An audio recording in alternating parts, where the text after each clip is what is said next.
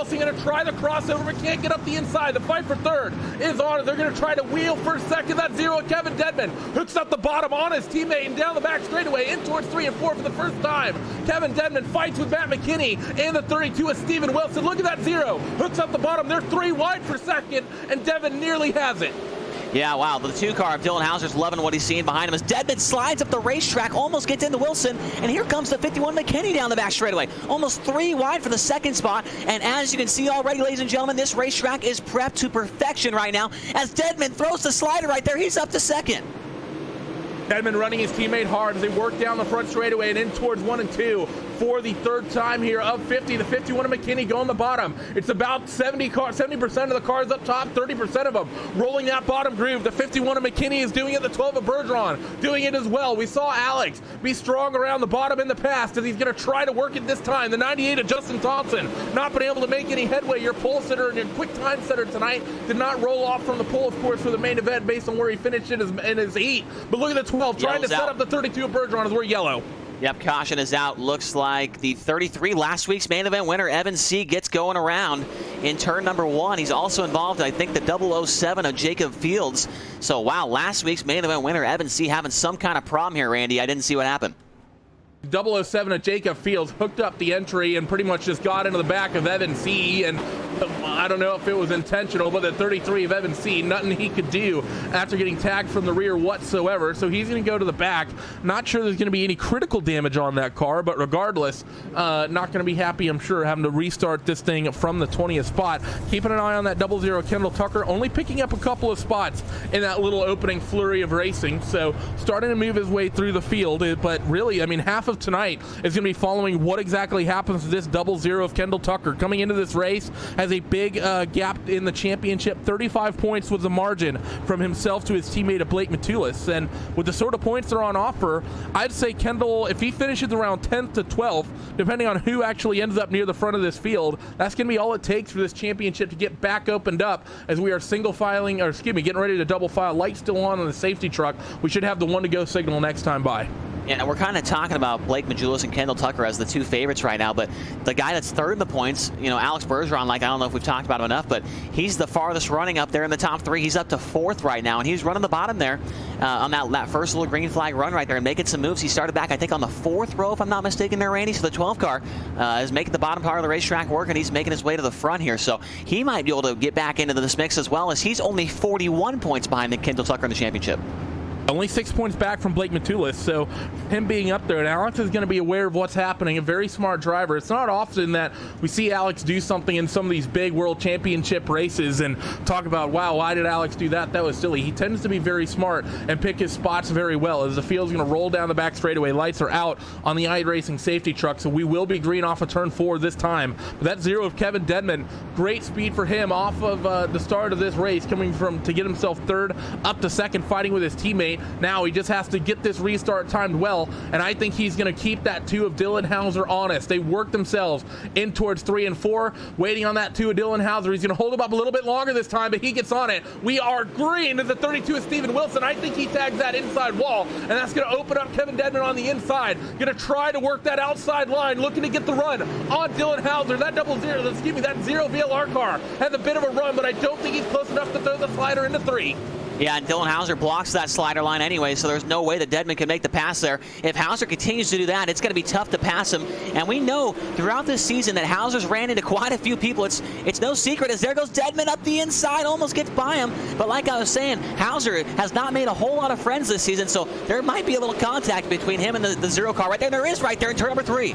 And look behind, the 12 of Bergeron gets himself to 3rd. Nearly 3 wide for the lead off of turn number 4 down the front straightaway. Hauser will hold on to it. Dedman will hold on to 2nd. Not a good head of steam for Bergeron off of turn 2. But look at that 98 of Justin Thompson. He's trying to get his way up into the top 3 as Bergeron on the bottom once again.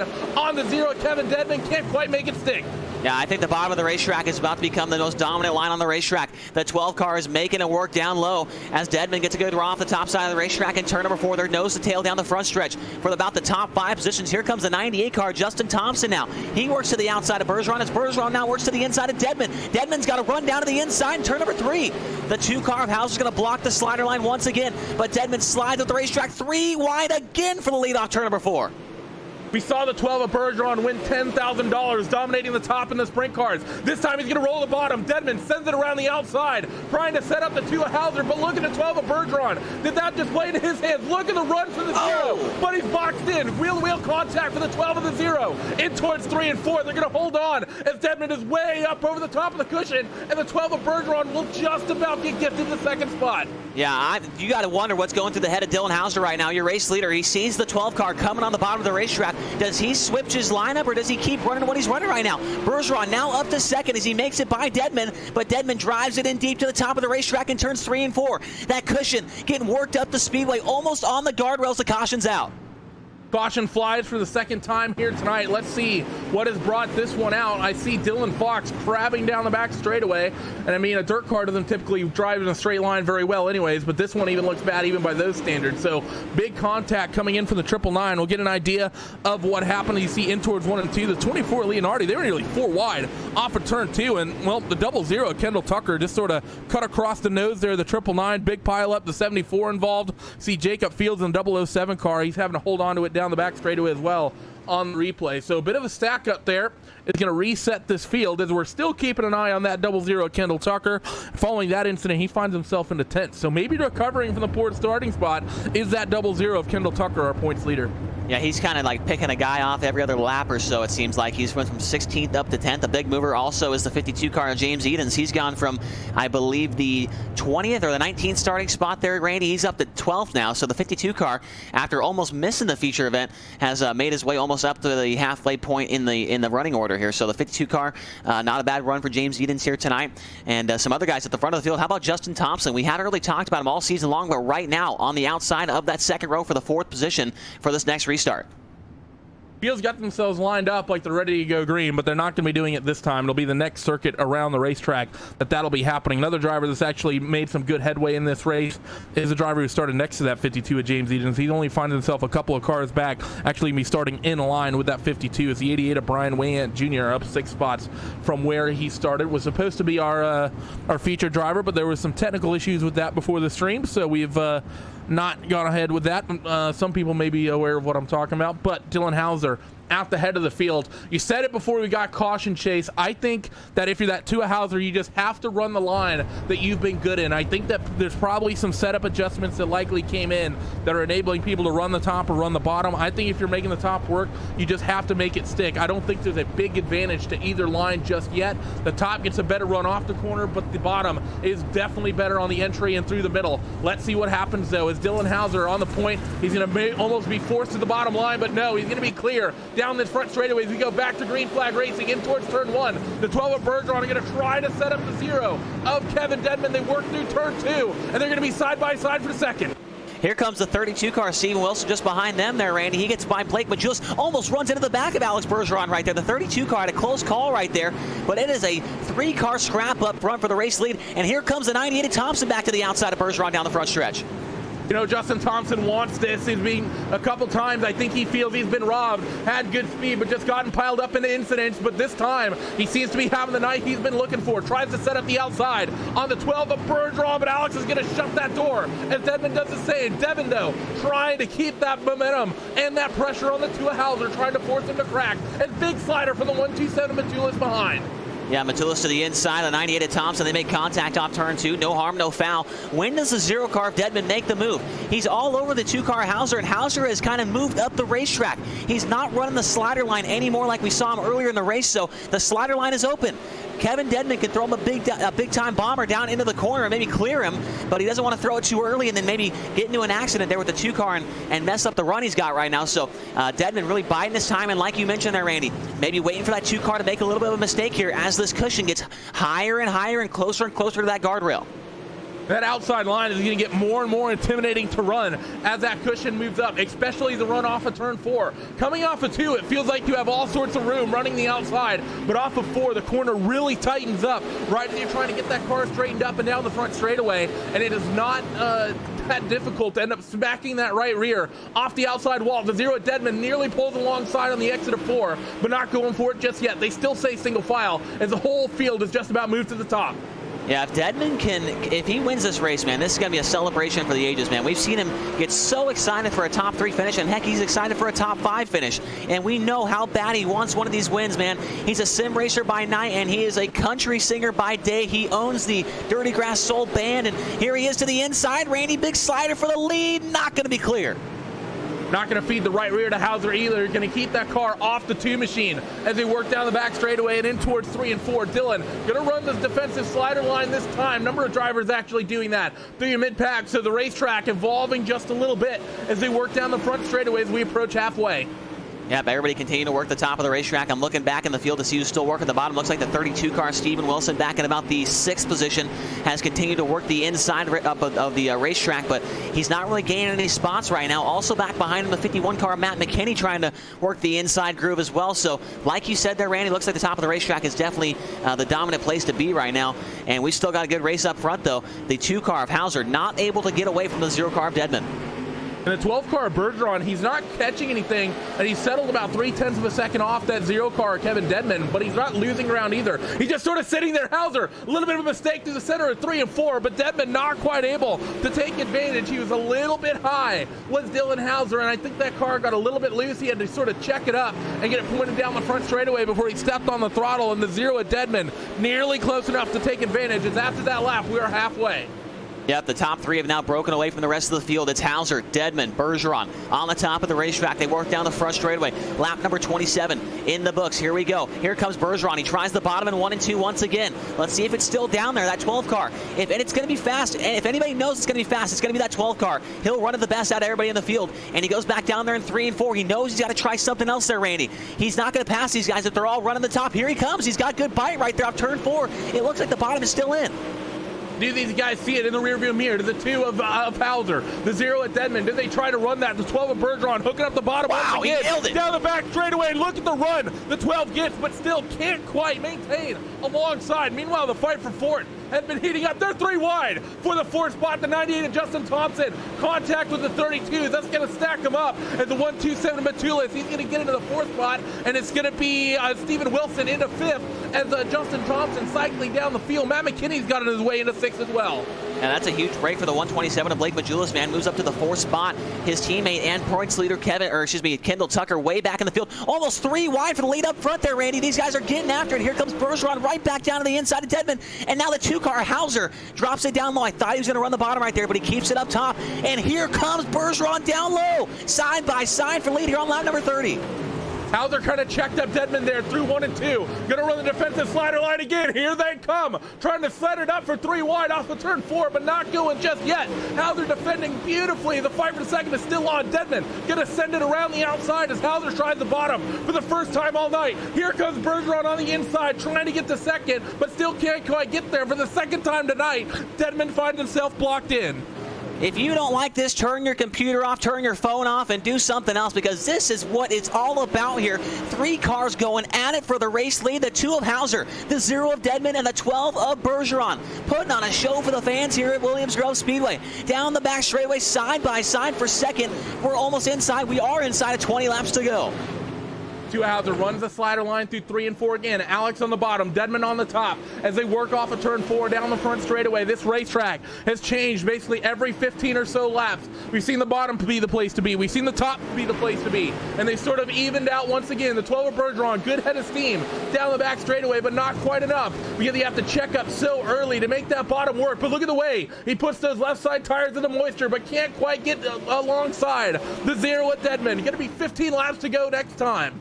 That time by Hauser, your race leader, was just a 7/1000ths faster than Kevin Dedman. The fastest car on the racetrack right now is the guy in 4th, Blake Majulis, tracking these guys down, but I don't think he's got quite enough time there, Randy, to get up there. He's got 16 laps, and he's about a 10th or 2 faster than these guys in front of him.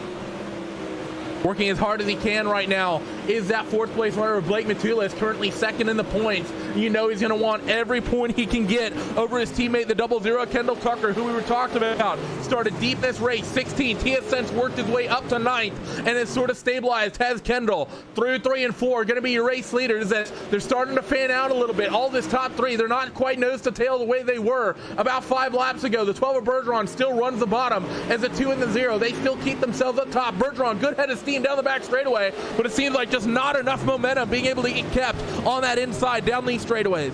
Yeah, he's got to get a little bit closer. Hauser's off the wall right there, Randy. Does the zero car make a move to the inside? He looks down there. Here comes the slider attempt, possibly. He goes to the inside. They can't make contact, and it turns 1 and 2. Down the back straightaway, 3 wide again for the race lead. This is unbelievable stuff here tonight as Deadman works back down to the inside in 3 and 4.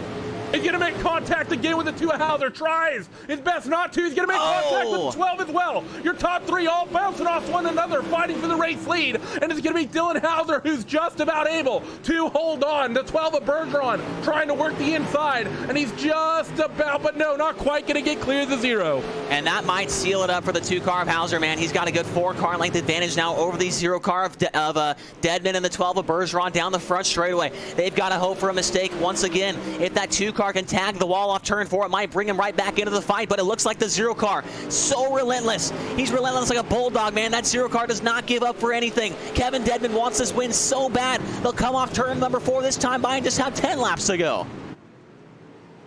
Working themselves down that front straightaway right now as Hauser has himself about a half a second lead, the biggest he's had all night. Not a lot of close fights up and down the racetrack. Next closest, I believe, is going to be for 6th and 7th on the racetrack. That's going to be Matt McKinney and the 98 of Justin Thompson, but they're still relatively single-filed out. It's really this fight for the race lead. That's the one to watch. The 12 of Bergeron still trying the bottom, but still not enough momentum off the corner as the 0 at Deadman is starting to reel in. That race leader of Hauser is a 21.167 for Hauser that time, and 21.021 for Kevin Deadman, nearly a tenth quicker as Deadman nearly to the back of Hauser off of 2.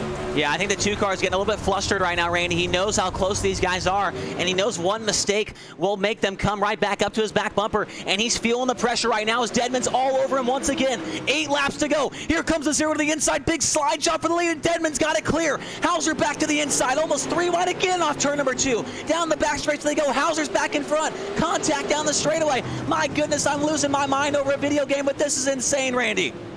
Nearly 3 wide again off of turn number 4. 3 wide 2 times in the same lap for the race lead. The 0 at Deadman up the middle. A little bit of contact with Bergeron and contact with the leaders as well. Is this going to gift the race lead to the 12 of Bergeron? No, the 0 at Kevin Deadman. He's going to hang on to it down the back straightaway. TMVLR, they may rob one in the final 10 laps, and here comes that 127 of Matulis as well.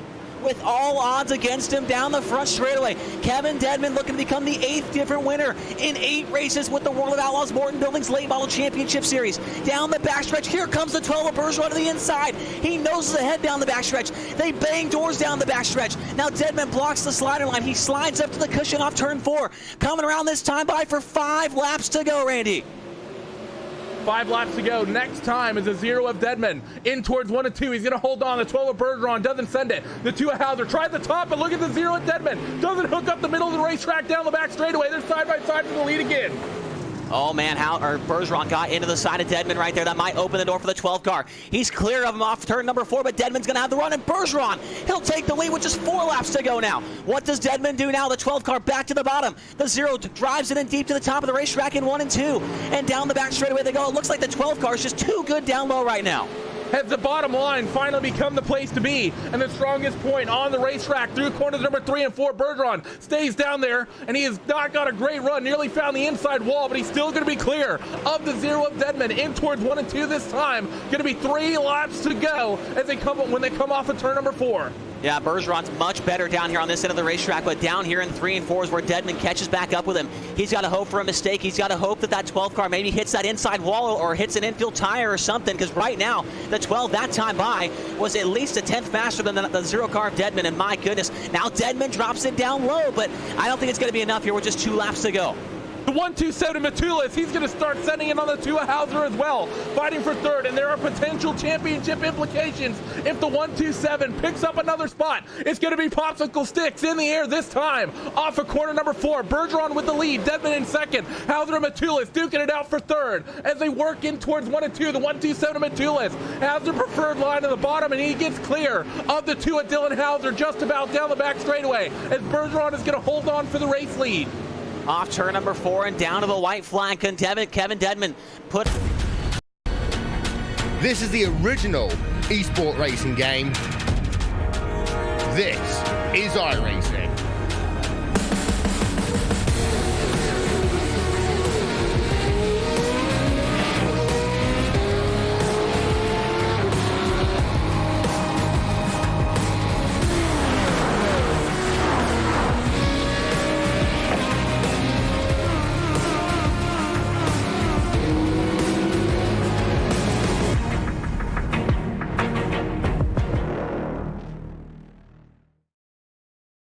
Race fans, you wanted the best? You've got them. Live on DirtVision.com. Presented by Dry-D. The World of Outlaws, NOS Energy Drink Sprint Cars. The World of Outlaws, Morton Buildings Late Models. Knoxville Raceway and the Knoxville Nationals. And the Dirt Cars Summer Nationals are all available live. Sprint Car and Late Model Fast Passes are available now for just $39 a month, with single event subscriptions available as well. From Volusia to Charlotte, Fairbury to Lernerville, Eldora to Macon, and everywhere in between. Dirt Vision has you covered all season long. Every race, live, anywhere, anytime. Don't be left in the dust. Sign up for Dirt Vision today.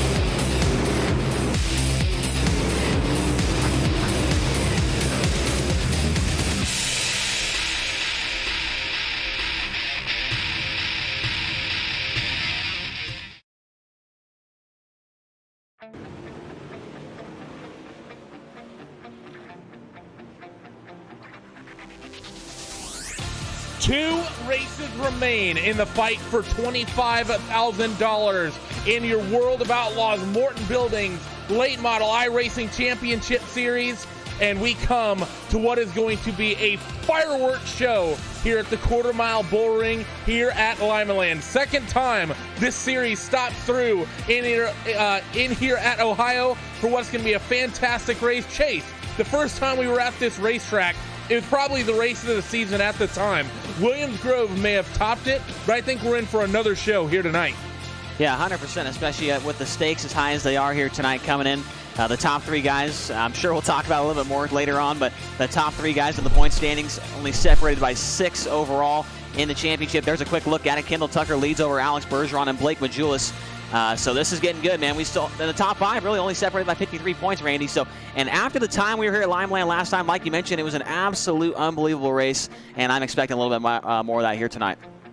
The likes of Evan C. and Kevin Dedman, they're still technically not out of it mathematically, but it's definitely those top 3 that are likely. We have a little bit of a breakdown to show you of those top 3 drivers and their seasons thus far and what's taken them to get here and what's created this 6-point gap. So we'll take a look at that here in just a couple of moments, as well as drivers are currently working out there on the racetrack for their hot laps for the qualifying session is currently the 33 of Evan C., who has quick time. And there's that graphic that we have. On the left-hand side of your screen, Kendall Tucker, your points leader, and then Blake Majulis and Alex Bergeron on the right-hand side of your screen. And Chase, what's so crazy to me is that the different ways these drivers have basically gotten right on top of each other in points, fighting for the $10,000 up top that goes to the season champion. One of them has 2 wins, one of them has no wins, one of them has been on pole, the other 2 haven't.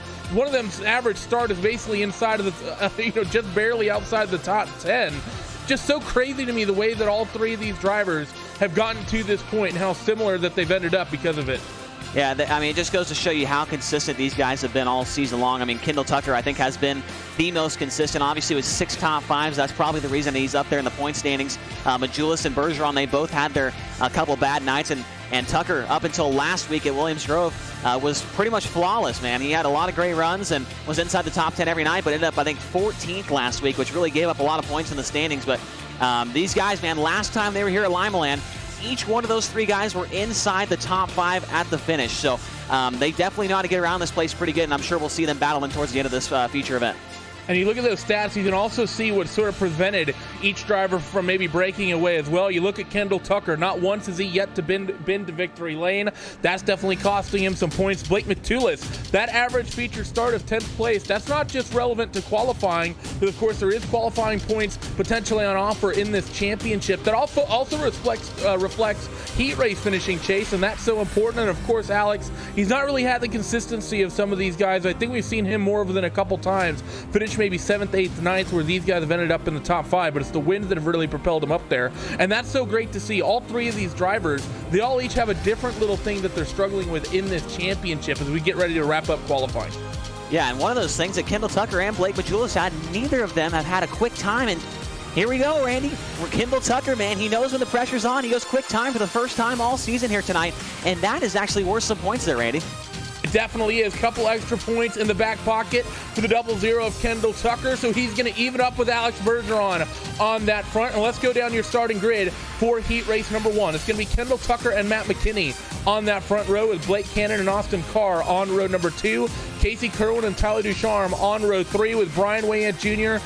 and Nick Cooper rounding out the 8-car field for heat race number 1. We're going to do another quick look at the event format in case you've not been tuning in for these events regularly. So let's take a quick peek at that. We're going to have 4 heat races, each 8 laps in length. We will then have the top 4 from each race directly transferred directly to the main event.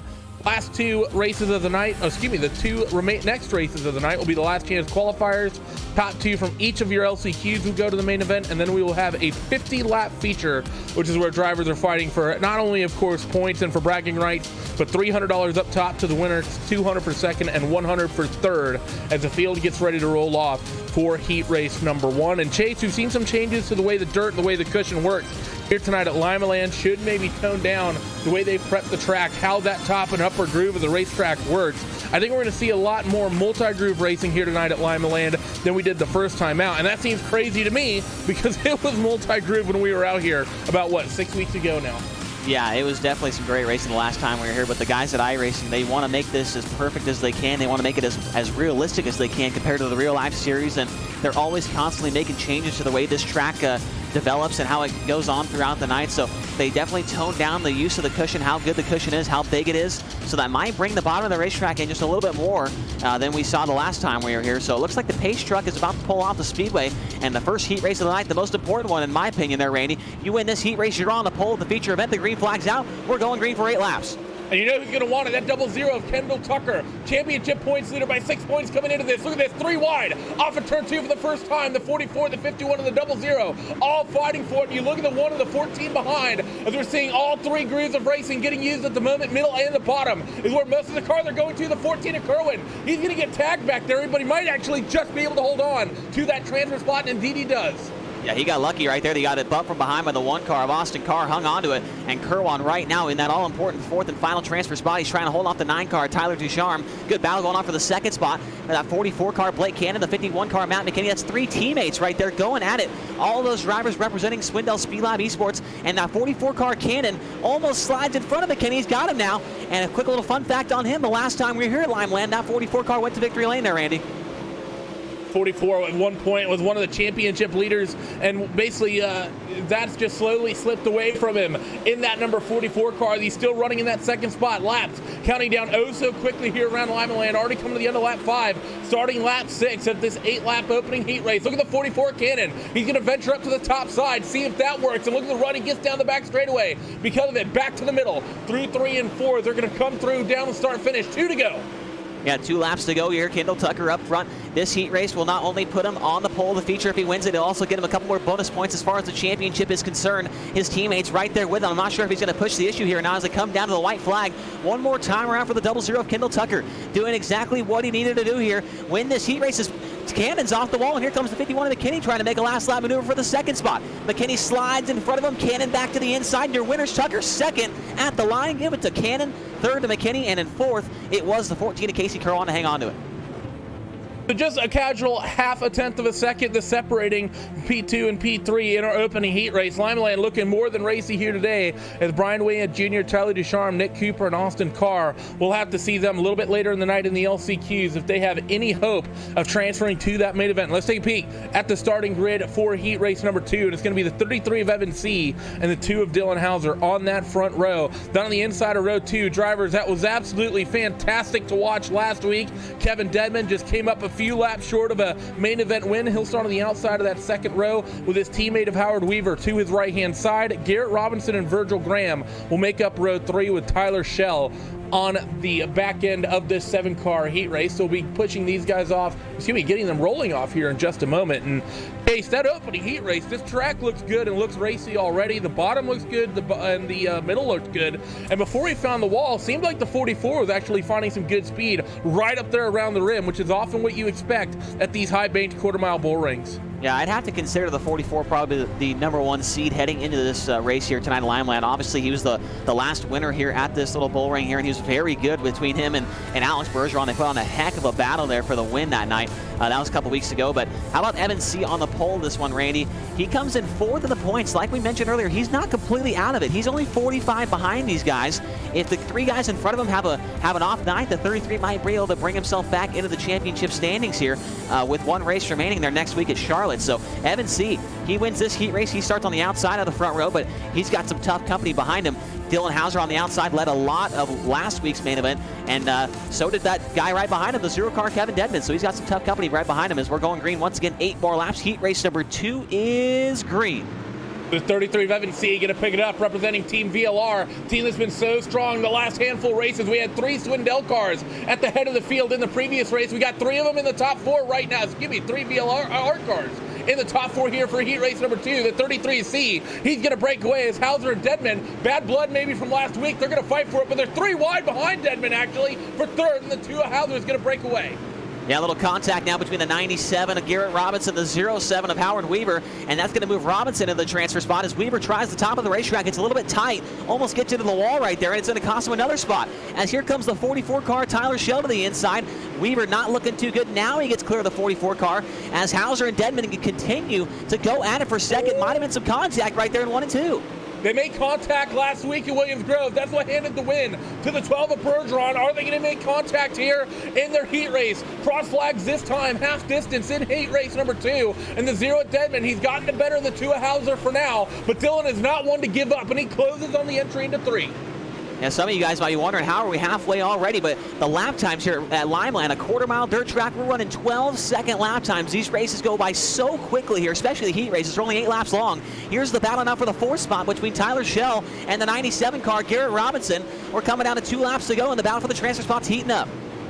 Transfer spot, definitely the fight to watch here is Robinson and Shell. They're going to duke it out. They represent 4th and 5th. The 97 headed the stripe last time, but the 044 looks like he's nosing into it across the stripe. White flag this time, and it was actually Tyler Shell who had it by 0.02 of a second. Let's see how this pans out to see which one of these drivers are going to get their way into the feature event. It's actually 2nd and 3rd. Made contact ahead of them, but it's going to be a dead heat for 4th and 5th, and Garrett Robinson by 6/1000ths of a second is going to take the transfer spot away through heat race number 2. It's going to be Evan C., Dylan Hauser, Kevin Dedman, and Garrett Robinson, the top 4 who transfer, with Tyler Shell, Howard Weaver, and Virgil Graham. They will make up that 7-car running order from that second heat race. We'll see those bottom 3 a little bit later on tonight once we get into these LCQs. And you want to talk about a close championship hunt? We're keeping it close here tonight. Front row of heat race number 3, 2nd in the points, Alex Bergeron, tied with Alex Bergeron, Blake Matulis. They start on the front row together with heat race number 3, James Edens and Jeremy Caprone on row number 2, Randall Carter and Dylan Fox on row 3, with Phil Diaz tagging the back here of this 7-car heat. And this is what we've talked about. We talked about the fact that Blake has been struggling with the qualifying here, Chase. This may be nearly a season's best qualifying for him. I know he qualified 3rd at one point, but I think above average for how he's been going. And still, both Kendall and Alex outdo him in the qualifying effort. Yeah, Majulis, though, he put in a good lap for what he is. I mean, I think he's let us know in interviews all week or all year long that he's not very good at qualifying. He knows that. And tonight, I'm sure he put in a couple extra laps this week trying to maybe run a good hot lap in qualifying, and it paid off for him here tonight. Turned in a halfway decent lap, got him a front row starting spot here in the heat race, and now he lines up against one of the guys he's fighting for with this championship. Like we mentioned, he's tied with Alex Bergeron for 2nd, just 6 behind Kendall Tucker. Obviously, those numbers will change throughout the night as far as, Tucker went quick time. He's won his heat race, so he's pulled a little bit of points on these guys. We'll see what happens here in this heat race. I think this might be the 2nd most important heat race of the night, Randy. Here we go. Pace trucks off once again. Bergeron gets on it. Majulis on it with him, and here comes the 52 car. James Edens down low. 52 to Edens. He's not one to let up here. These guys are going to slide through 1 and 2 for the first time and down the back straightaway. The 52 and the 127 still fighting for second, all the while pressuring the 12 of Bergeron for third. Look at James Edens down there on the bottom trying to get underneath that number 12 ABR car. Not going to give him any slack even though he's fighting for a championship. Same with his teammate in the 127 as well. They're nearly 3 wide using 3 different lanes of racing for the race lead, and Alex is still just holding on, is into 1 and 2. Alex is going to close off that 127 up top. Yeah, look at the 52 car, James Edens, man. He is pole-putting that thing down low, keeping it right around those infield tires, and it's working for him right now. The 127 of Jules up top, and Bergeron through the middle, 3 wide for the lead off turn number 2. Oh my, little contact now, and Majulis going to drive it in deep into 3 and 4. They make contact again, and Majulis has the lead off turn number 4. Blake Matulis has not been strong in qualifying, but he's been amazing in the races. Can he outrace Alex Bergeron here? 3 wide, again for the race lead, in towards 3 and 4. In the third heat race, Blake slides up the racetrack, and the 12 of Bergeron, he's gonna cut the middle. Contact with the 52, contact with the 127. James Edens is gonna steal the race lead, and now they're all fighting for second. They're 3 wide for second and towards 3 and 4. The 12 of Bergeron still stuck there in the middle. Oh my goodness, James Edens. He was the catbird right there, man. He was behind those guys. They made contact, and he slipped right by him on the bottom side of the racetrack. He might pick up a heat race victory. We've still got 1 lap to go right here off turn number 4. It's Edens up front. Here comes Majulis back to the outside. He knows he needs to win this race if he wants to close in on the championship. Off turn 2 and down the backstretch, Majulis has got it. Edens back down to the inside. 2 teammates coming down to the checkered flag. Who's it going to be at the line? It looks like Majulis will get the job done. Let's see, we got to wait for the official call from timing and scoring, and indeed it was 4/100ths of a second in the fight for the race win in heat race number 3. It's going to go to Blake Matulis, who outdueled Alex Bergeron. James Edens, what a run from him. He will start in the 2nd spot. Bergeron falls from the pole all the way back to 3rd with Randall Carter in 4th. Jeremy Caprone, Dylan Fox, and Phil Diaz will round out the 7-car running order from heat race number 3. Let's take a peek at the starting grid for heat race number 4. Brandon Proudfoot and Chad Prescott, they will make up that front row for this 4th and final heat race. Stephen Wilson and Blake Brown on row number 2.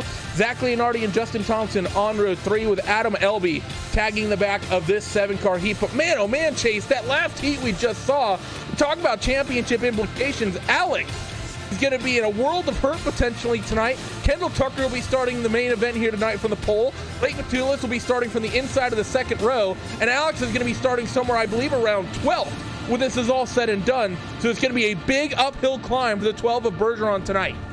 Look, I know these guys are not, James Edens, he does not care about this championship. He's not in it. He's here to win these races. He's here to make some money, and I'm sure he did not care at all about those guys, but Alex Bergeron probably not too happy with him right now, Randy. I mean, obviously those guys are racing hard up there trying to get a heat race victory, but James Edens, he's not in it, man. He's going for wins. Yeah, I don't even blame the 52 of Edens there whatsoever. He's trying to come out, have a big night. Of course, the 127, a teammate. You can maybe argue he raced that 127 not as hard as he raced the 12, but you're never going to run a teammate as hard as you run someone who's just purely opposition. As heat race number 4 is going to come out here through quarters number 3 and 4. Brandon Proudfoot, he actually gets on a little late. The 41 of Chad Prescott tries to jump it, has to back off as he goes into 1 and 2 for the first time. And up there in the outside wall is the 41 of Prescott, and he's going to straighten it up down the back straightaway. Gets a good run through 3 and 4 for the first time, and the 22 of Proudfoot's away for now. Yeah, Brandon Proudfoot, I believe if he wins this one, it'll be his first heat race victory of the year. The battle for the 4th spot starting to heat up between the 77 of Blake Brown, and it looks like the 24 of Leon Hardy is there, as well as the 98 car Justin Thompson, as Chad Prescott's off the wall in the front straightaway. Now we got a battle for the 3rd spot.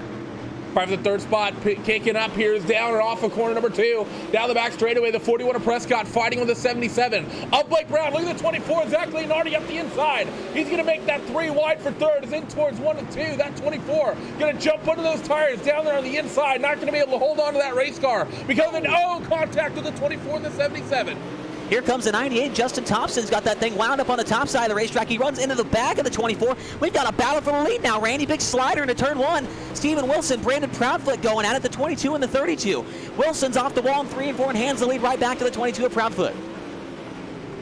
32 running the top side of the racetrack, trying to reel in Brandon Proudfoot, Steven Wilson has had some good speed late in this championship. Can he maybe turn this into a heat race win and start into the top 4 for the feature tonight? 2 to go this time at the iRacing Start of Stand. 32 slide job on Brandon Proudfoot. That's not going to stick, but he's going to keep the lead. And look at the 22 of Proudfoot. He goes from the point all the way to the bubble spot. White flag this time. They're nearly 3 wide off of corner number 4. In towards 1 and 2. They're 3 wide, 4 wide for that race lead. The 32 is going to hold on to it. 3 wide for the transfer spot right now. In towards 3 and 4 for the final time. I have no idea who's going to get it. They're fan down infinite abreast. And off the final corner and across our finish, it's going to be Steven Wilson, Shad Prescott, Zach Leonardi, and it's going to be Brandon Proudfoot, who's able to just hold on to transfer there.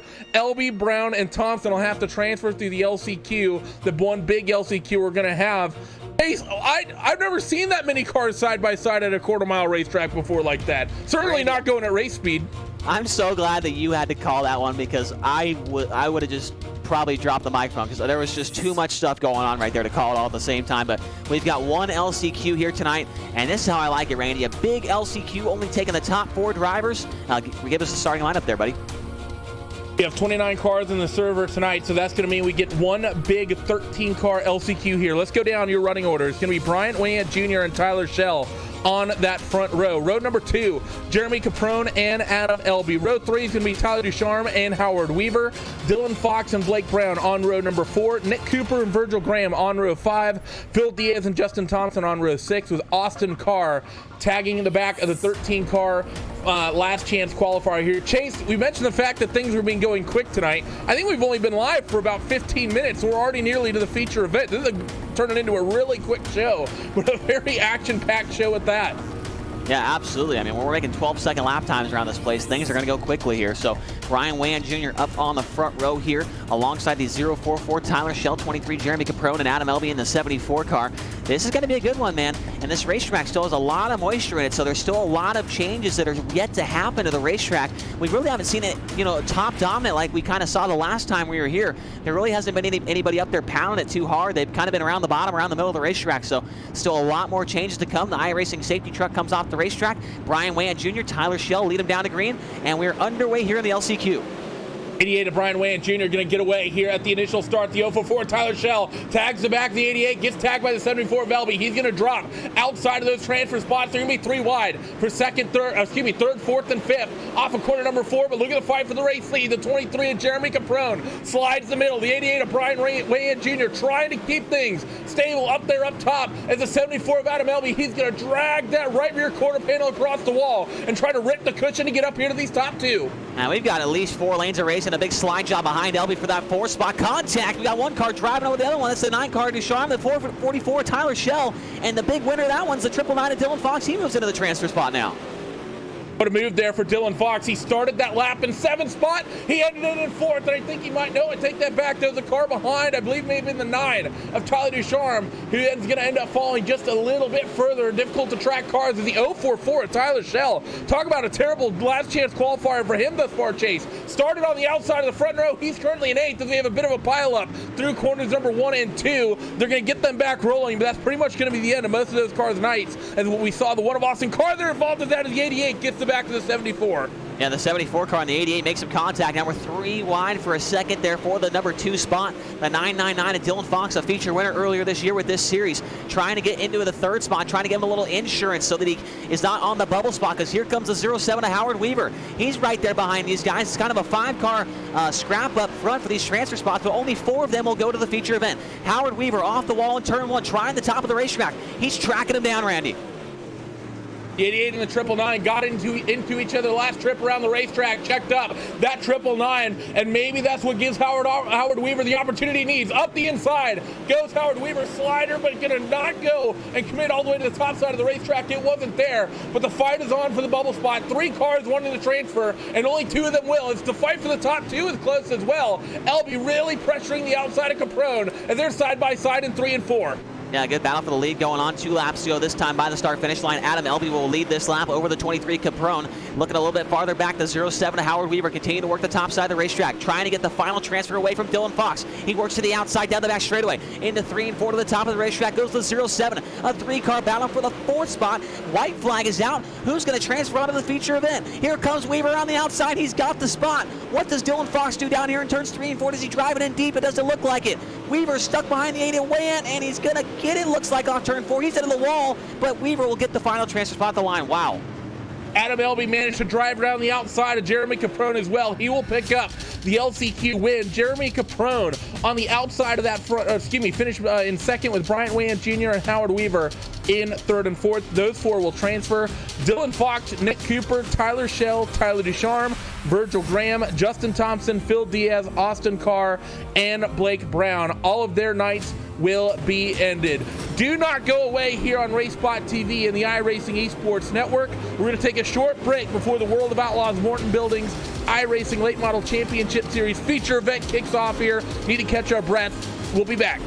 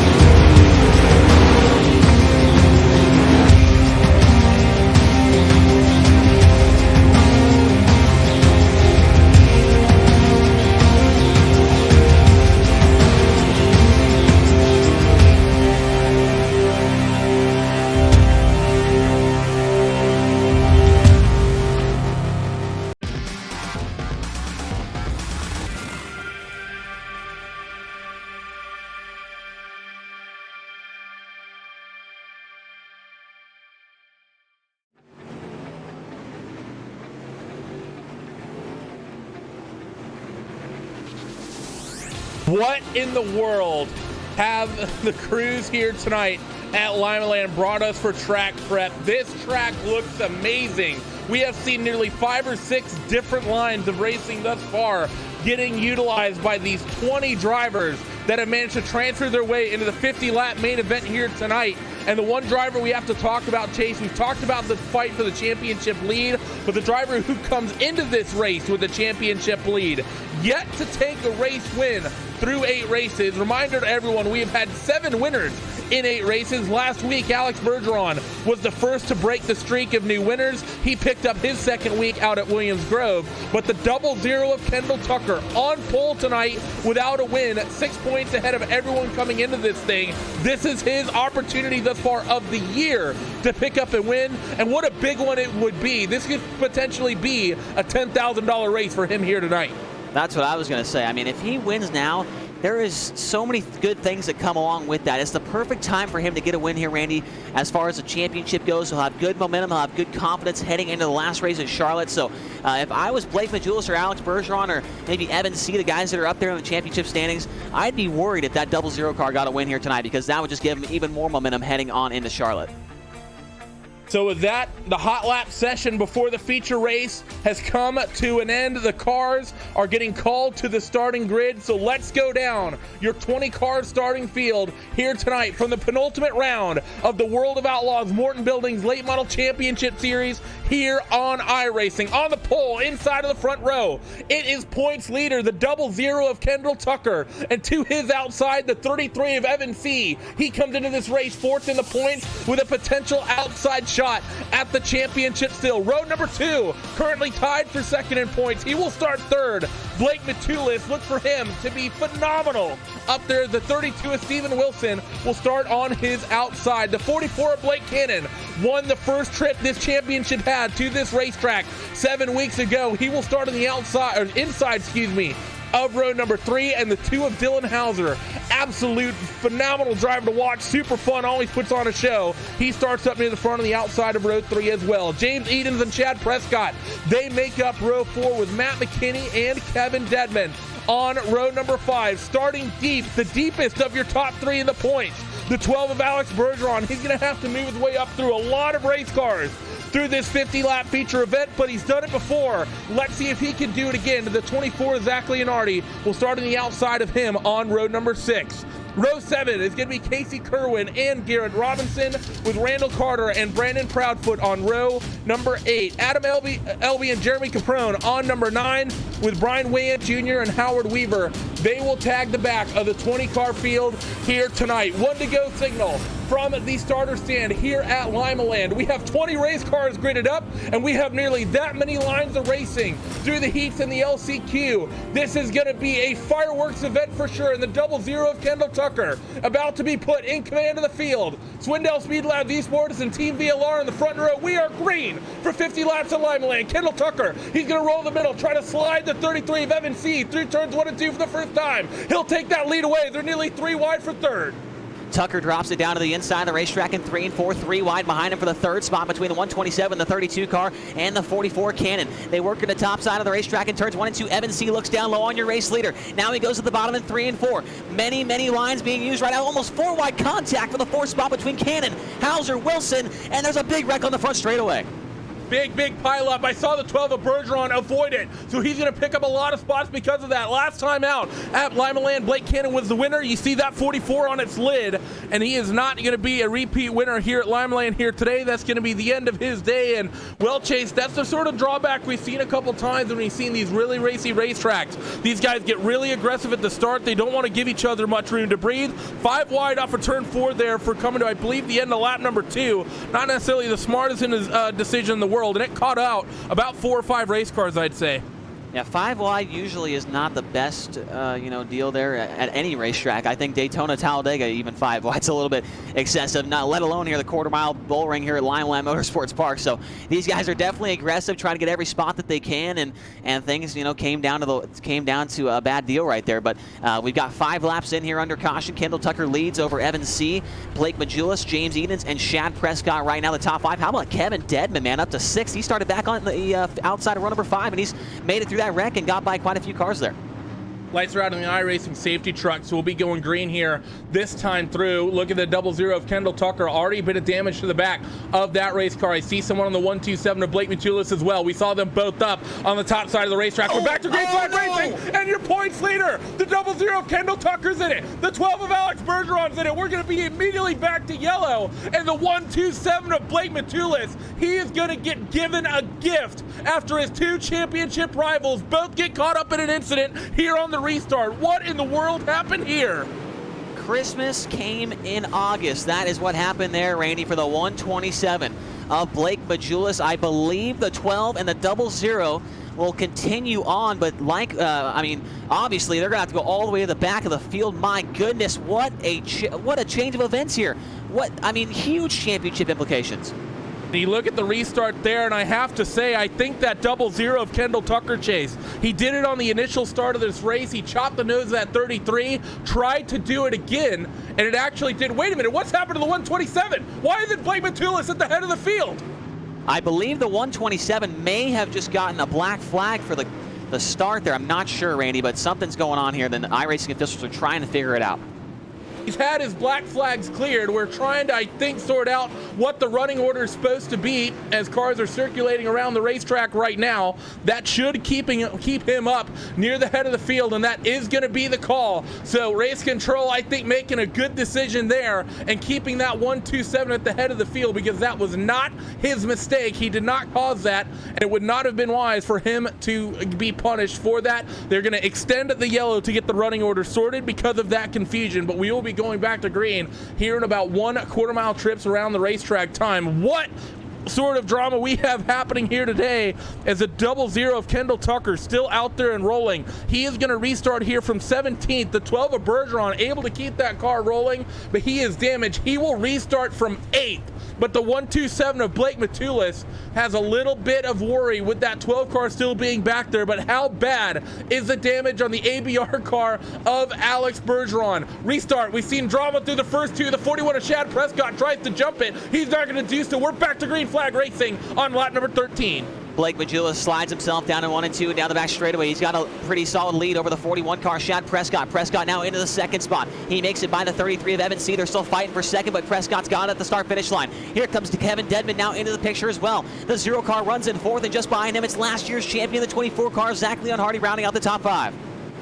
Zach's trying to get up there. The 127 of Blake Matulis chops the nose of the 41 of Chad Prescott. Nearly contact between them. 33 of Evan C. still running the top, trying to get to that dirt car of Chad Prescott around the outside. A little bit of sparks coming off the back of that 33 machine as the 41 of Prescott is going to cut that nose away. I see 3 wide in your mid-pack lead. The 51 of McKinney's involved in that. The 2 of Dylan Hauser is there as well. And the 12 of Bergeron caught up in this fight also. So while they start single filing near the head of the field, as I say that, the fight for second is on. The 41 of Chad Prescott, he rolled the middle, and Evan C. in the 33 nearly got around the outside of him through 1 and 2 this time, and C's got to run and get into the back of that 41 car. Now here comes Kevin Dedman, 3 wide for the second spot off turn 4. Dedman trying to make a move down low. He looks inside of his teammate, the 33 of C, slides up the racetrack. He gets 2 for the price of 1, gets into the side of Prescott, and Dedman's the second. It's a 2 for 1 wholesale down to the corner for Dedman. He's up to P2 now. Kevin Dedman, what a move for him. He was maybe robbed of the main event last week because the 33 and the 41 still leaning on each other. The 51 of Matt McKinney, he wants to fight for this as well. He's having a fantastic run here near the head of the field. Was really strong at Williams Grove as well. He fights with the 12 of Bergeron. He still has that 33 and the 24 side by side out ahead of him, and they're still fighting for it out here as Blake Matulis. He's out to a nearly 2-second lead.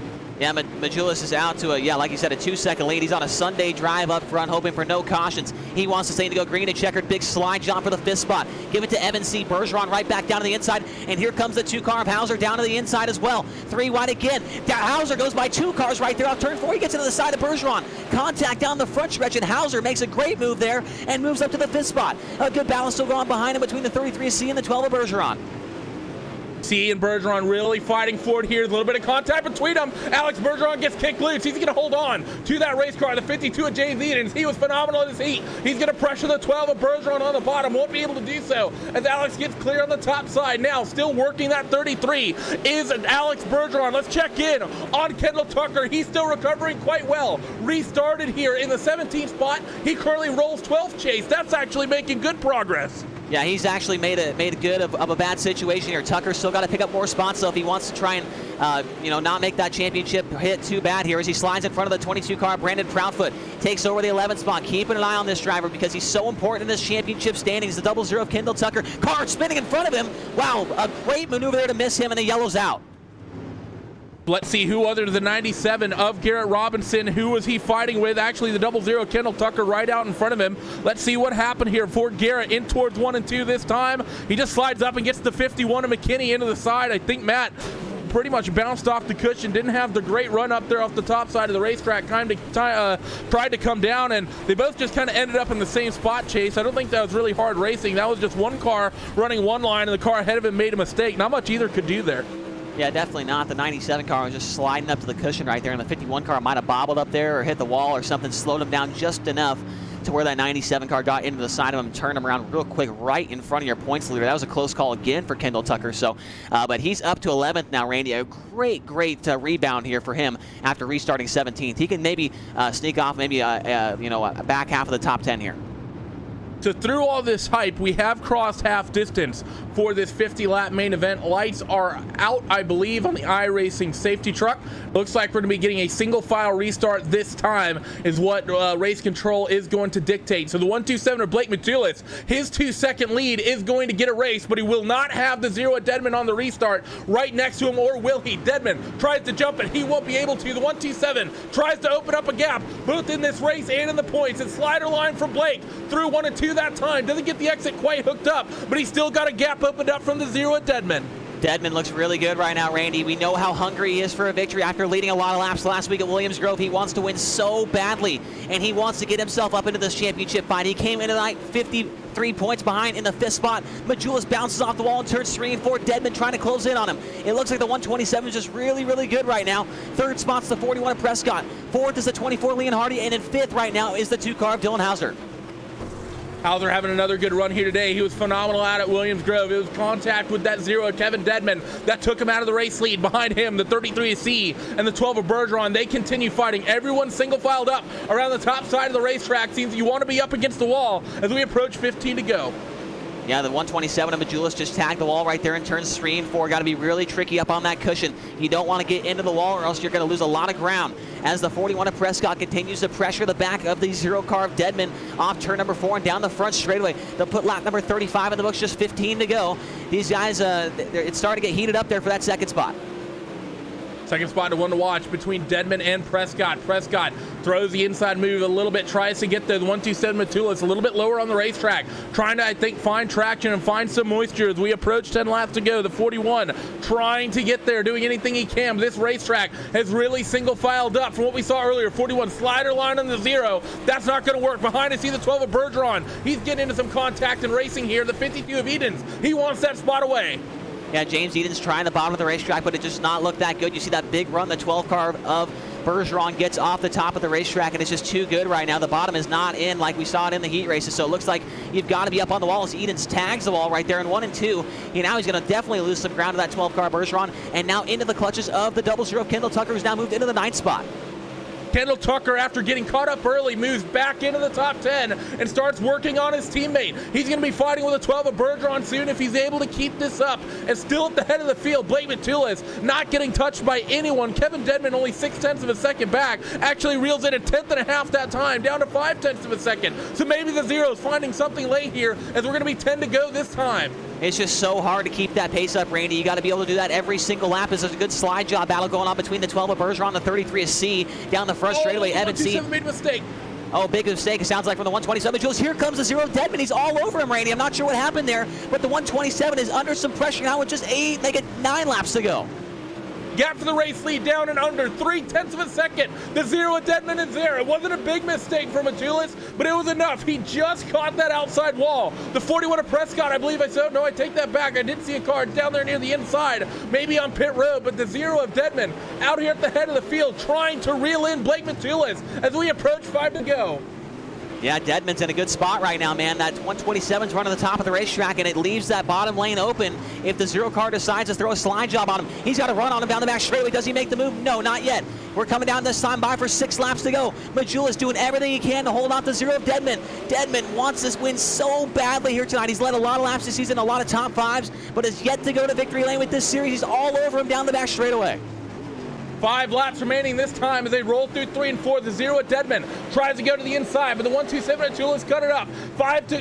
Took the line away. The 0 at Deadman now up top. Everyone running right up there along the outside of the racetrack. Evan C., Kendall Tucker, and Bergeron all fighting for the same position in the back of the field as well. Championship implications of this fight, but the race win is the one we need to watch. And the 127 of Blake Matulis has mostly clear track in front of him, but about a straightaway away is lap traffic. Will they get there? Blake maybe a little bit loose from the top side of the racetrack that time. 3 laps remaining tonight here at Limaland. Here comes that 0 of Kevin Deadman trying to work the momentum up top, but no door is opening up. The 127 Matulis, he made a mistake a couple laps ago, but he's looked picture perfect for about the last 5. Popsicle sticks this time as they both run those right side quarter panels right up against the wall. No one wants to drop down off the cushion. No moisture left in that middle groove. White flag, this time off of turn 4. Blake Matulis has the race lead for now. It's the 0 at Deadman gonna send it. He finds the wall through the top side of 1 and 2 into 3 and 4 for the final time. Matulis will get defensive, and coming off of turn 4, he will win his 2nd race here in 2019. What a great move there in that last corner. You saw the 0 of Deadman try and make the move, but Majulis did a great job and blocked the attempted slide job line there and came out with the victory, man. What a great maneuver right there. That's a smart move by that 127 car. And the 0 of Deadman comes up 1 spot short once again, but a great run for some other drivers like Shad Prescott in 3rd. Zach Leon Hardy, a great run, his best finish of the season in 4th. And Dylan Hauser rounds out the top 5. Alex Bergeron was 6th, Evan C. 7th. Kendall Tucker rebounds for an 8th place finish. James Eden's 9th. Matt McKinney in 10th. Randall Carter, Brandon Proudfoot, Adam Elby, Steven Wilson, Jeremy Caprone, your top 15. Then Casey Kerwan, Brian Wayant Jr., Howard Weaver, Garrett Robinson, Blake Cannon, and Phil Diaz will round out your field. So is that what an amazing run we have here today, as the 127 of Blake Matulis is going to do some celebrating down there on the front straightaway, because he knows that this may have just been a $10,000 night for him. We knew that coming into this race, Chase, that if any one of those guys inside of the top 3 in points had a bigger performance compared to the other two, that we could potentially see the championship decided here today. It will not be decided here today. Blake has not officially won it yet, but he will be the favorite going into the finale round at Charlotte. We take a look at the graphics of your finishing results that Chase just ran down, as Matulis, Dedman, Prescott, Leonardi, and Hauser, they will be your top 5s. We'll have a chat with them later on, with Bergeron, C, Tucker, Edens, and McKinney rounding out your top 10. I'm too excited. I'm starting to blend words together. With Carter, Proudfoot, Elby, Wilson, Caprone, Kerwin, Wayant Jr., Weaver, Robinson, and Cannon going to be your full race results here tonight. But man, oh man, Chase, I don't think we've seen Blake Matulis lead the points all season, and he's going to find himself leading them at a pretty nice time, and that's going into the last race of the season for $10,000 and an opportunity to wheel a Clint Boyer's late model. I'm excited to see how excited he is to be, to win this race. When he won that race earlier this season, he came in here and about blew my eardrums out from yelling and screaming so loud. So I'm excited to see how he is for this one. And, man, I'm excited also to see how the points shake out here, Randy. Tucker was quick time. He won his heat race. That's big points. Blake Majulis is way back in the qualifying rundown, so he didn't get any points from qualifying. So it might be also a close fight between himself and Tucker after he ended up 8th. So I'm sure it's going to be close here as we're just about ready for interviews. We're all going to start spamming refresh on our web browsers so we can get the updated points here following the 9th round of the World of Outlaws Morton Buildings Late Model Championship Series here on iRacing. But the driver that's going to beat the head of him 100% is going to be the wheelman of the number 127 Swindell Speed Labs eSport machine, Blake Matulis. Blake, you came into the tonight second in points, tied with Alex Bergeron, 6 points off of Kendall Tucker. You didn't qualify great, but you pressured up there at the head of the field, and you took victory after a mistake, cost a 0-0 that race lead. Tonight may have been a $10,000 night for you. How are you feeling? Oh man, I'm so stoked. I honestly can't believe it, honest to God. Just to see luck go my way once here in this race means the world to me. So heading into Charlotte, it feels really good, and I can finally sleep at night. How important is it winning this race here and having this momentum on your side and this confidence on your side as well heading into Charlotte? It seems like these guys like Kendall and Alex, now they have to go on the offense here, man. You're going to have a little bit of a gap. I'm not sure. None of us know how big that gap is right now, but having that momentum on your side has got to be huge. Oh yeah, no doubt about it, and it's going to help me next week at Charlotte a lot. Just next week's going to be all about just running smooth and, staying by Kendall and Alex as close as I can be. I don't particularly have to win. I just gotta stay smooth next week. So it definitely helps knowing that we win here and we got good speed going into Charlotte. It definitely helps. What's going to be the mindset for you, and how are you going to settle over this next week? Of course, you're going to be doing a lot of practice and a lot of prep work, but what's going to be the mindset for you going into Charlotte and just getting yourself into the right mindset to be able to run next week? Because it's going to be probably the most pressure you've ever been under in a sim racing environment. Yeah, no doubt. There's a ton of pressure, especially heading into the night, knowing that we're only 6 points out of the lead. It's just, I don't know. I want to go in with a mindset of just, knowing that I'm fast and I got a good piece under my hands. I don't want to be down on myself. I definitely want to have confidence going in next week. So hopefully we can get some practice races in this week and get a good setup built up for next week and be pretty good, hopefully. Well, congratulations to you, Blake, and good luck to you going into the final round, setting yourself up for a great situation here with the points going into the last round at Charlotte. And before we let you go, who gets it done for everyone involved with that 127 Swindell Speed Labs eSports Super Late Model? Yes, sir. Like you said, everybody at Swindell Speed Lab, Kevin for bringing me on board. Can't thank him enough. Hopefully he's watching tonight.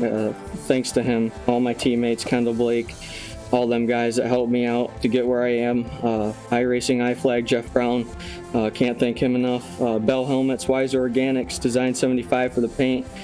iRacing, World of Outlaws, you guys for broadcasting. Tia for helping me test all week, can't thank her enough. Blake Neer for spotting. Zach, Chad, Todd, Stephanie, all them guys for watching. Can't thank them guys enough as well. So thank you all.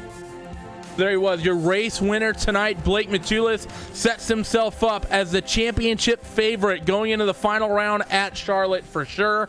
And he is going to be a blast to watch, especially because you know the 12 of Bergeron and 00 of Kendall Tucker, they are going to come out swinging. Second place here tonight. I believe he finished second last week as well. Regardless, he's up there near the head of the field. The 0 of Kevin Dedman. Kevin, that's 2 weeks in a row you were this close to picking off a race win. The 127 Matulis was definitely, I think, maybe the fastest car on the racetrack there at the end, though. You closed in on him, but just couldn't even really get the chance to make the move. But talk me through your night here at Limaland. It was a crazy racetrack. We went from like 5 grooves of racing, eventually down to 1 when we got that single file restart. Tell me about your night.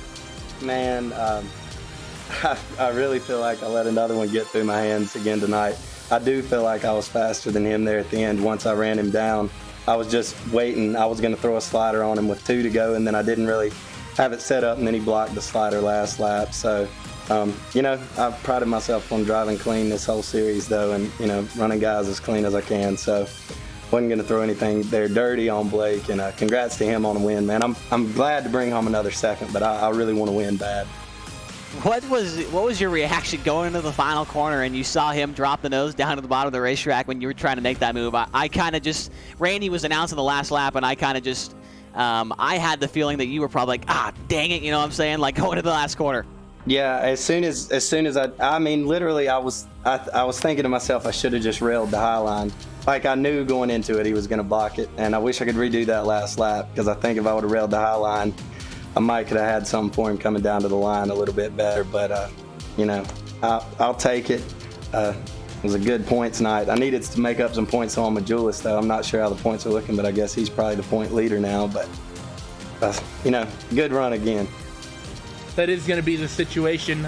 He will definitely, I think, comfortably be the points leader with this. You're actually going to be an interesting situation, and you're not one, I think, to rule out to be up there near the points. I'm not sure if mathematically it'll be involved, but we'll have to wait and see how that really pans out, Kevin. But for you, easily the top 3 coming into tonight, they were Tucker, Bergeron, Matulis, just with the way the breakaway was, and them having 6 points, basically separating the 3 of them. And I think they're going to be the 3 primary drivers heading in towards next week. You've run with all these guys now, really, especially through this last half of the season. You've run with all of them, fought for wins with all of them. Who in your mind is currently the one with the momentum, and who's the favorite between those top 3 to reel in $10,000?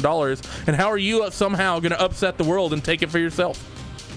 I don't know, man. All 3 of those guys are good. I don't want to pick a favorite of them. All 3 of those guys are, really good at what they do. Wish I'd had caught a few lucky breaks, maybe at I think back to Kokomo, that race, because I felt like I was super fast there and wound up finishing 19th. And if not for that, I think I could probably be right there neck and neck with them going into it, because I think I've had just as many top 5s as anybody probably. But, hopefully, maybe, I don't know. Maybe we'll pull an underdog story next week. It's Charlotte. That's my home track, too, so I'd like to pick up the win there.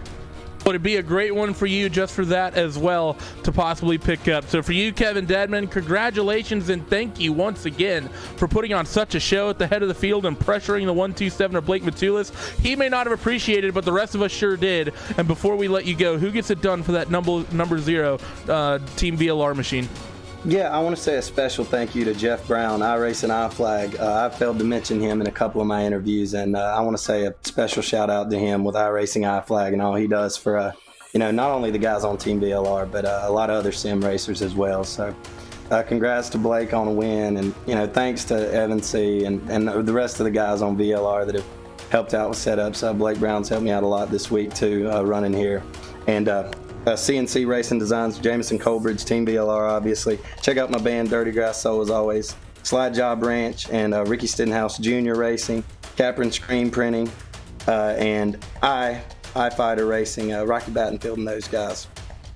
I'm not gonna lie, you said and I thought you were about to thank yourself for a second. I was like, well, that's pretty self-serving. Yeah, I'm not that kind of guy, man. I'm not too cocky. No, you're not, Kevin, but congratulations once again. You put on a great show, and we and all the fans definitely appreciate it. Good luck to you at the final round out at Charlotte. Thank you, man. Appreciate y'all doing a great job on the broadcast as always also. Well, we appreciate all the great racing you guys out there on the racetrack are bringing us. Rounding out the podium here tonight is going to be the number 41 of Shad Prescott. Shad, a good run for you. You started this race tonight in 8th.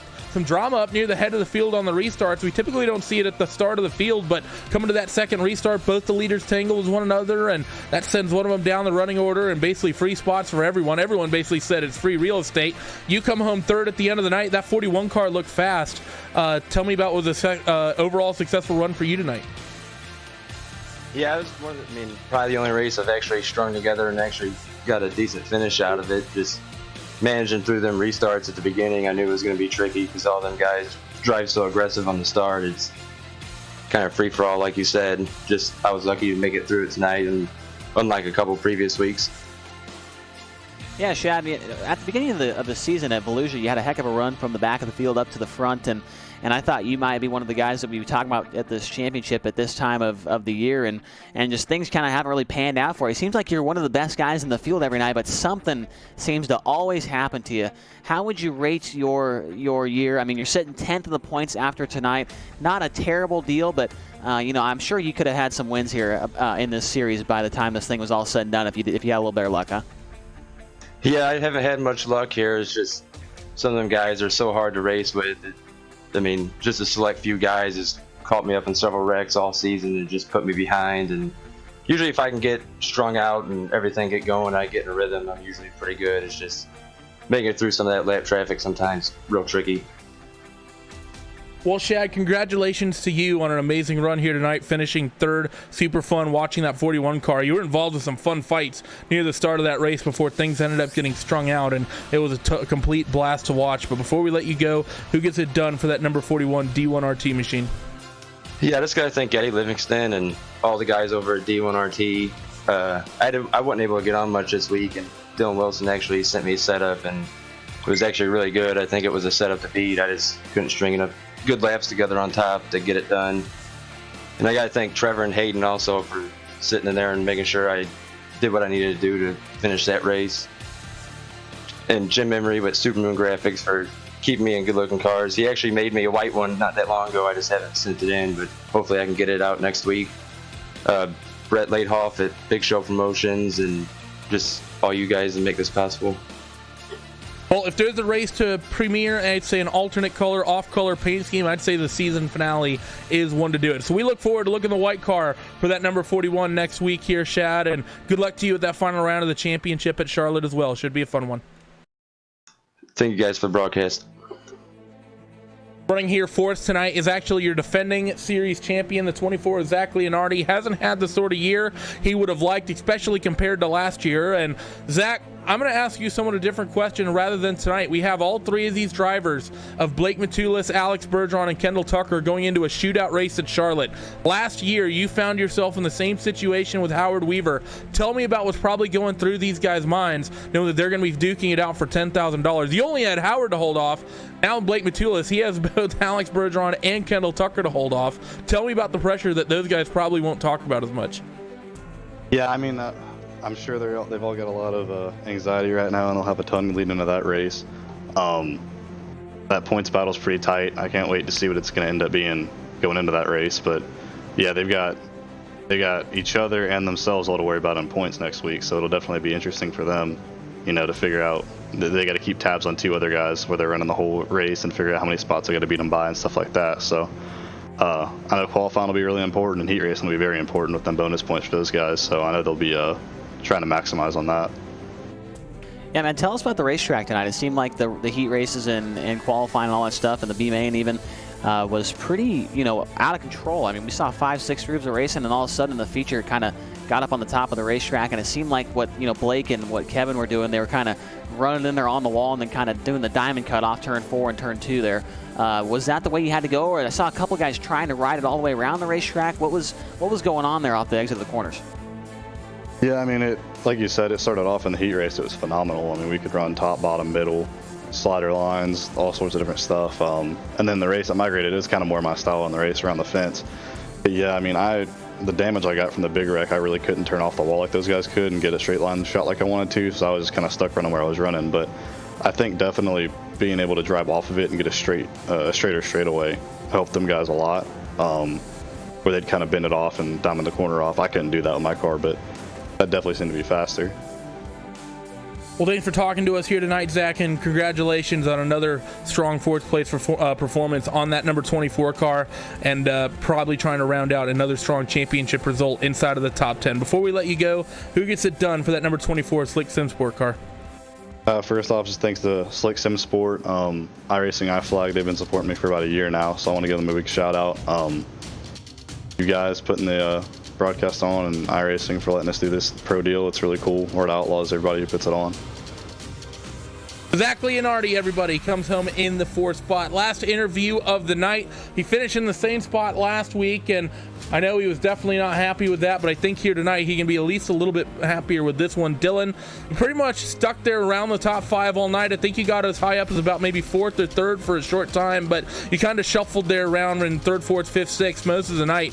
Talk me through it being kind of stuck there in the what I would say is the middle of the lead group. Yeah, you know, we actually had really good speed tonight. It's just it's tough. We got some damage early on there, and it was just, you get a little damage in these cars, and the tires got hot on me, and we tried to keep the tire temps down, and they just wasn't our night. Any day a top 5 in this series is good, and we'll take it. Zach ran good, so we'll take it, and we'll move on. It's a good run for us, and I'm happy with the results. With these recent changes that iRacing, the guys have done to the dirt and the cushion and stuff like that, the model they got, what are you expecting at Charlotte? I mean, I've seen, you know, in some official races on just regular iRacing races, at the bottom of the track there seems like it's pretty good, but then, you know, towards the feature it starts to get up on the fence. What do you think is going to happen there? I mean, Charlotte is my best track, so I've ran Charlotte. Sometimes it slicks off by the wall and it'll go to the middle, and it's really just, you could swing lap Charlotte really good. You could run the bottom, run the top 3 laps, swing to the bottom and run a 10th faster, and then go back to the top and just do that consistently over a 30-lap race, and you'll find yourself 7-8 tenths faster than the leader at the end of the race. So I predict Charlotte will be qualifying around the middle in the fence, get momentum up, put it on the cushion, and let her eat.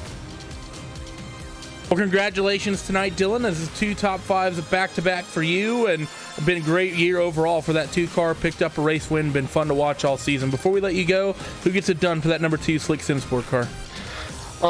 First off, I'd like to thank all my teammates for spending laps with me. I mean, we're not really, we're a small team kind of, but we spend laps about Monday night and then we all race. So next year we're going to change some things. Probably, I don't know what will change, but it's been a good year. You know, I feel like we would have been in the championship hunt if my head was a little smarter. So next year, if I'm not sure if I'm able to race next year because I'm going real racing. So you know, it's a good problem to have. Yeah, it is a good problem. You know, it's been fun this year. It really has, and I think iRacing in the World of Outlaws, because they don't have to do this, and I like competing at the top level in everything I do, whether it's playing pool, swimming, football. I like competing at the top, and they give us a platform to do that. And I would like to thank all my sponsors: iRacing, iFlag, Hangover Record Service, our team, Slick Sim Sport, THY Design, Down Under Graphics, Beefcake Esports, and just all of our sponsors. And we look forward to having them on the car and doing a good job next week at Charlotte.